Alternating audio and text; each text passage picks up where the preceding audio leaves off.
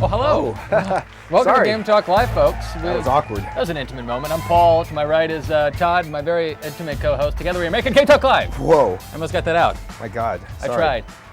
We're Yes. just, let us explain what that was. That was called Yes. energy touching. Yeah. It's we learned that in hosting school. Joining us in our Skype, we have a guest. Nicholas, can you hear us? Or Nick for short. Yeah, I can hear you. You wrote a piece, very topical, about why the Super Bowl doesn't feature a lot of video game advertisements, correct? It's extremely expensive to have a Super Bowl, as you might expect. It's about $4 million for 30 seconds. Most game companies simply can't afford that. And the game companies that do isn't really a good investment of the $4 million. Do you think the Broncos would benefit from maybe a Madden ad? Maybe go play some Madden or something like that? Yeah, maybe a tutorial.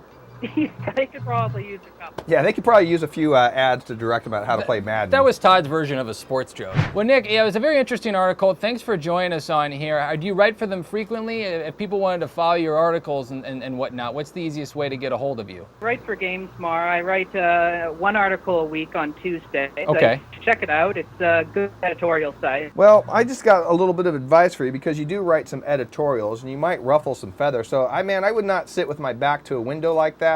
Guy comes up, you're an easy target there, man. Yeah. At least get a solid wall behind you. I'm looking out for your safety because I care about you. Yeah, So, we have our show's so popular we have to live in yeah. here. So yeah, that's we live why in a bunker. We got another guest, Todd. Sam writes for Tubefilter. Well, the reason I asked you to come on today, one, Todd was too lazy. But first, primarily, I thought it was interesting. You That's a guys wrote a piece surprise. about Twitch. At least you did a quick little feature on there. Last year, you said 13 billion hours were spent watching game content on Twitch. Is that correct? I actually believe it might have been 14 billion.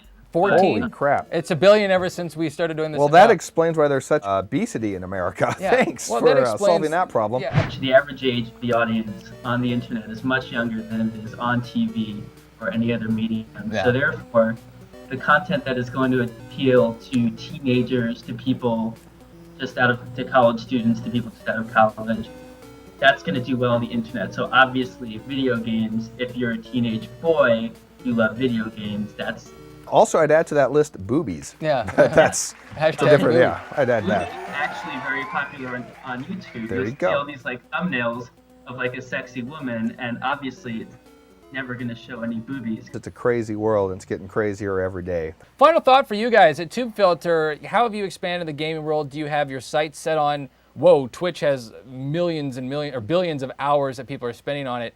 How do you tackle that endeavor? Or do you have a focus to tackle that endeavor? With us, we're still a fairly small operation. We don't have a ton of people working here at Tubefilter. So what I think is important for us is that we have to sort of be very selective in what we cover. So Twitch, as like someone who's a gamer myself, I would love to cover Twitch more, but I just have to sort of wait for those big sexy stories. I actually have a graphic for him. Do you want to play the graphic? Yeah. I'm just going to let you behold this for a few seconds and wipe the tear You know, away the- as you just cry in At awe the of our Oscars, graphics you department. get party favors at our show. We send you a PSD. There's this whole hullabaloo Uh-oh. about the Need for Speed trailer. The Need for Speed trailer? Yeah, sure. You ever play Need for Speed, Todd? No. So the obvious question is, what the heck, what the devil this has to do with Need for Speed? And of course, there's no plot to Need for Speed. This is my favorite part. The end. All right. So, I have a serious question for you, Paul. do you? Is there a video game tie-in for this movie?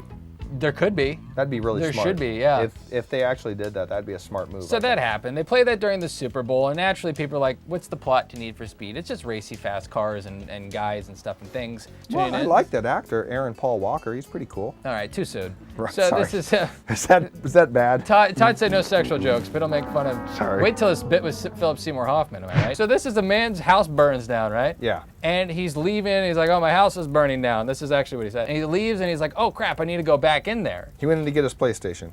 No, he went in to get his Xbox. Oh, for an Because he Xbox. doesn't care about cross-platform 1080, 60 frames per second. You can blame the Microsoft marketing team for this because they've actually convinced this guy that life is not worth living without his Xbox. But here's the real big thing about this. People were giving him hell. So so- the guy ran into his house. Could we play the news clip of him? Oh, we have a news clip?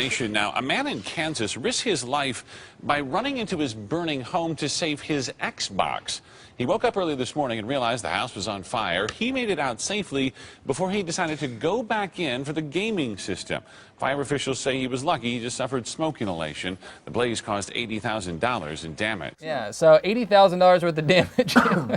He went into the house, rescued the Xbox and his dog in reverse order. right. Think about it. I know it's Monday, long week looking ahead, and you might be feeling a little down, but we're here to try to bring some joy and a little bit of light of hope into light. your otherwise mundane life. Yeah, that's the guy from the memes, him though. No, it's That's Carl J.J. Abrams. No, that's Yeah, Carl J.J. Sagan. Oh, it's Carl Sagan. Carl Sagan did a series when I was a child called Cosmos. That series filled me with joy and awe about the creation of the universe in general. Take a listen. Origin and fate of the cosmos.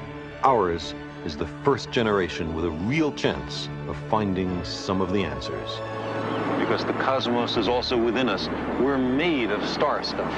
We are a way for the cosmos to know itself. For you folks that are over 30, you might remember this series. It was on PBS, and it was an awesome series. It was like a 12-part series where Carl Sagan rode around on the spaceship of imagination. There is a new Cosmos coming out on Fox with this guy right here, Morgan Freeman. No, that's not Morgan It's the Freeman. guy from the Visa commercials. That's Neil deGrasse Tyson, folks. Life on Earth is one of the unsolved mysteries of science. Come with me. Our journey is just beginning.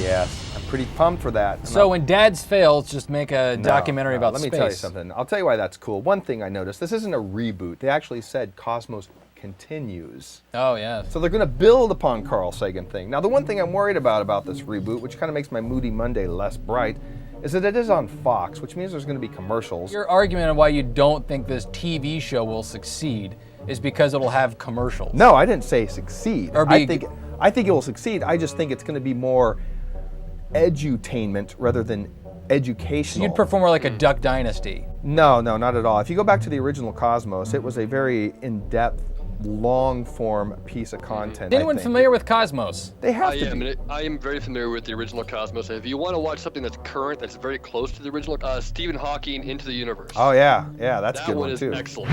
Todd, you know I'm a pretty worldly guy. This next story comes from the New Yorker. Oh. Just so happened to flip through I'm pages. sorry. Let me before grab getting into my the crosswords. coffee, my cappuccino, and sit up. Yeah, the yeah. New Yorker. So this is the New Yorker. This is about the birth of the first-person shooter. Really? That's right. So this is wow. That is gross. What? So this is amazing. What is wrong with you? Let's play a little quick clip of Catacombs 3D for us, if you could. AI. I love honeycombs. Just to give them a good picture here. I thought Castle Wolfenstein was the first. You know, there's so many. He says this is Catacombs 3D. John Carmack would be the one that would know, so I Yeah. trust him. And what this piece doesn't go on to, John Carmack is one of the head guys on the Oculus Rift. Oh, okay. So That's pretty cool. The virtual reality first-person device that will be. Yeah. Google Glass Hear you is before you know for it. the non-casual That's player. right. So it'll really immerse you into the world. Really, you Yeah. know, top-down RTS stuff and things. We all saw isometric. Johnny Pneumatic, right? Yeah.